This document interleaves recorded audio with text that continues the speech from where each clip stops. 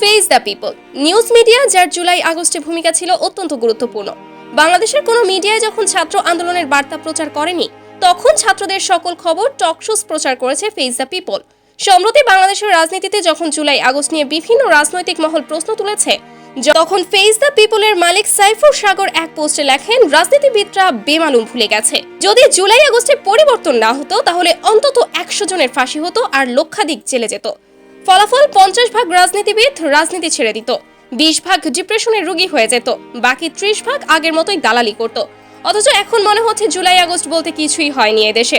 জুলাই আগস্টের সময় সাইফুর সাগর তখন বলতেন, আমি রাজনীতিতে কোনো দল সাপোর্ট করি না, কিন্তু আমি ছাত্রদের পক্ষে আছি। স্বৈরাচার শেখ হাসিনা পালিয়ে যাওয়ার পর অনেকেই অনেক কথা বলছে। এখন বাংলাদেশের অনেক মিডিয়ায় এখন স্বৈরাচার বিরোধী খবর প্রচার হচ্ছে, কিন্তু স্বৈরাচার শেখ হাসিনা ক্ষমতায় থাকাকালীন একমাত্র ফেস দ্য পিপল ছাত্রদের পক্ষে কথা বলেছে, সত্য সবসময় তুলে ধরেছে। যদি জুলাই আগস্টে পরিবর্তন না হতো, তাহলে অন্তত 100 জনের ফাঁসি হতো আর লক্ষাধিক জেলে যেত। ফলাফল 50% রাজনীতিবিদ রাজনীতি ছেড়ে দিত, 20% ডিপ্রেশনের রোগী হয়ে যেত, বাকি 30% আগের মতোই দালালি করত। অথচ এখন মনে হচ্ছে জুলাই আগস্ট বলতে কিছুই হয়নি এদেশে।